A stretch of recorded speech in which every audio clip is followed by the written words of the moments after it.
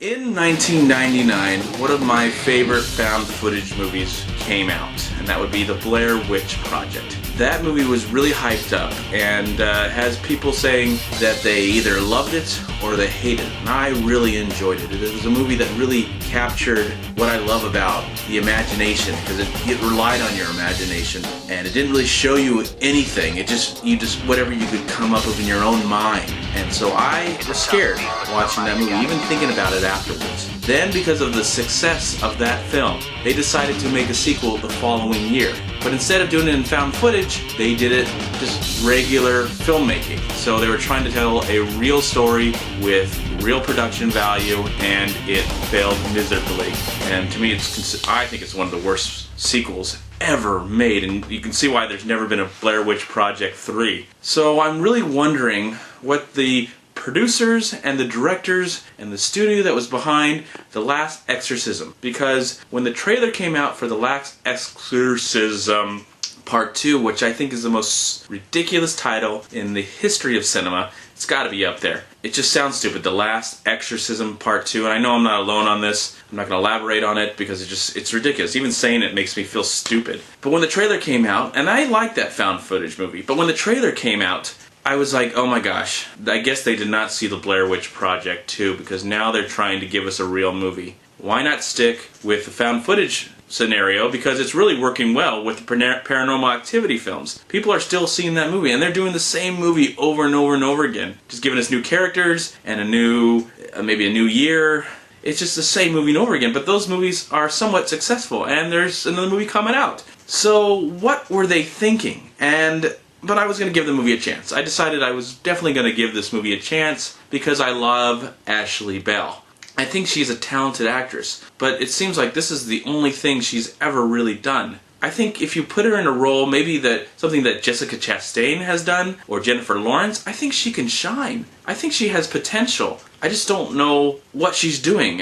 Why is she in the sequel? I mean, does she need the paycheck? Does she need to pay her rent? Because I think she's talented. I think she deserves to be in something better. Now, The Last Exorcism Part 2, whatever, I really enjoyed Ashley Bell in this movie. I thought she was amazing and proved that she is a talented actress, that she can pull off a performance, that she can act. But she's got to freaking fire her agent, or just, I don't know, go on her own, because her agent, whoever it is, I don't know what they're doing for her. They're not doing anything for her. They're just putting her in the same role, in the same movie, except for it's a little different, just tweaked a little bit, because I would love to see her in more important films. I think Ashley Bell has the potential of gaining the opportunity to be nominated for an Oscar. She is very talented, and as watching this movie, she was the saving grace for me not walking out of the film. I so wanted to walk out, and I never walk out of a movie. But with this film, I stuck around because of her performance, because everything around her, the story, the characters, the supporting characters, the setting,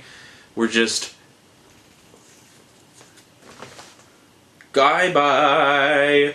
Ridiculous. This movie I would not recommend this movie, only if you want to see Ashley Bell act and you like her as a personality. I hope that she doesn't make any more of these kind of movies and she starts being shown for what she can probably do on screen, because I think she is very talented. But everything in this movie is just boring.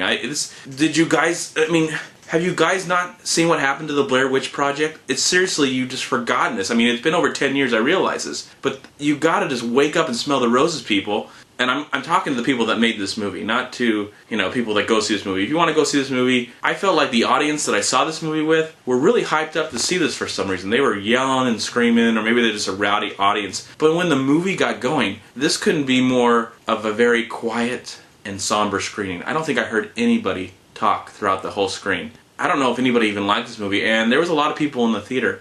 I was very surprised how quiet and it was just quiet. You couldn't hear anything. Nobody really, even though they really tried to get you to be scared, it was just really quiet.